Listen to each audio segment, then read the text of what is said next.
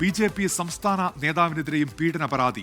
സംസ്ഥാന ഉപാധ്യക്ഷൻ സി കൃഷ്ണകുമാറിനെതിരെയാണ് എറണാകുളം സ്വദേശിനി സംസ്ഥാന അധ്യക്ഷൻ രാജീവ് ചന്ദ്രശേഖറിന് പരാതി നൽകിയത്. കഴിഞ്ഞ ദിവസം പ്രതിപക്ഷ നേതാവ് തന്നെയാണ് രാജീവ് ചന്ദ്രശേഖറിനോട് BJP യുവമോർച്ച പ്രവർത്തകരോട് പറഞ്ഞത്, ഒരു കാളയെ വേണമെങ്കിൽ BJP ഓഫീസിന്റെ മുൻവശത്ത് കൊണ്ടുപോയി കെട്ടിക്കോളൂ, അത് വേണമെങ്കിൽ രാജീവ് ചന്ദ്രശേഖറിന്റെ വീട്ടിലേക്ക് കൊണ്ടുപോകാമെന്ന് ഒരു പരിഹാസ രൂപേണ പറഞ്ഞത്. വലിയൊരു ബോംബ് പൊട്ടാനുണ്ട് എന്നാണ് അദ്ദേഹം പറഞ്ഞത്. CPM-ലും ബോംബ് പൊട്ടാനുണ്ട്, BJP-ലും ബോംബ് പൊട്ടാനുണ്ട് എന്നാണ് പറയുന്നത്.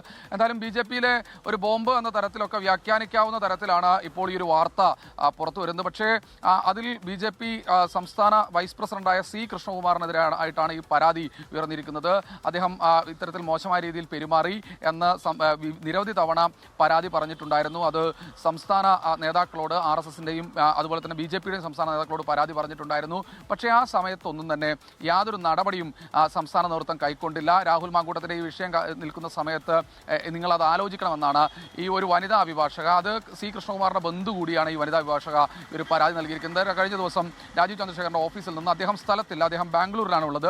അമ്മയുടെ അസുഖവുമായി ബന്ധപ്പെട്ട് അവിടെ തുടരുകയാണ്. അടുത്ത ദിവസം തിരിച്ചെത്തും. ഉടൻ തന്നെ അത് ഈ ഒരു ഫർദർ നടപടി അല്ലെങ്കിൽ ഒരു തുടർ നടപടി ഉണ്ടാകും എന്നാണ് ഈ ഒരു ഘട്ടത്തിൽ അവർക്ക് ഒരു തിരിച്ചൊരു ഇമെയിലായി കഴിഞ്ഞ ദിവസം വന്നത്. എന്തായാലും സി കൃഷ്ണകുമാറുമായി ബന്ധപ്പെട്ട വൃത്തങ്ങളും അദ്ദേഹത്തെ ഏറ്റവും അനുകൂലിക്കുന്ന ആളുകളും പറയുന്നത് ഇതൊരു വ്യാജ പരാതിയാണ്, ഇത് മുൻപ് തന്നെ കേസെടുത്ത് അത് പിന്നീട് കോടതിയിലേക്ക് നൽകി, അത് തള്ളിയ പരാതിയാണ് എന്നൊരു വിശദീകരണമാണ് നൽകുന്നത്. തീർത്തും കുടുംബ പ്രശ്നമാണ്, ബന്ധു കൂടിയാണ് ഈ പറയുന്ന ഈ വനിതാ അഭിഭാഷക.